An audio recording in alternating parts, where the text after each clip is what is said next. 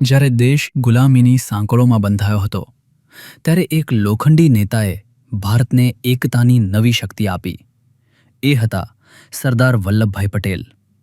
31 October 1875ના રોજ ગુજરાતના નડિયાદમાં જન્મેલા સરદાર પટેલ શરૂઆતમાં એક સફળ વકીલ હતા, પરંતુ મહાત્મા ગાંધીના વિચારોથી પ્રેરાઈ તેઓ સ્વતંત્રતા સંગ્રામમાં જોડાયા. ખેડા સત્યાગ્રહ અને બારડોલી આંદોલનમાં તેમણે ખેડૂતોના હક માટે જંગ લડી અને તેમની જીત પછી આખા દેશે તેમને સરદાર કહી સંબોધ્યા. ભારત આઝાદ થયું પછી 562થી વધુ દેશી રજવાડાઓને એક કરીને તેમણે અખંડ ભારતનું નિર્માણ કર્યું. એટલા માટે જ સરદાર પટેલને ભારતના લોખંડી પુરુષ અને રાષ્ટ્રીય એકતાના શિલ્પી તરીકે ઓળખવામાં આવે છે. આવી જ માહિતી માટે ફોલો કરો માય સિટી માય ગાંધીનગરને.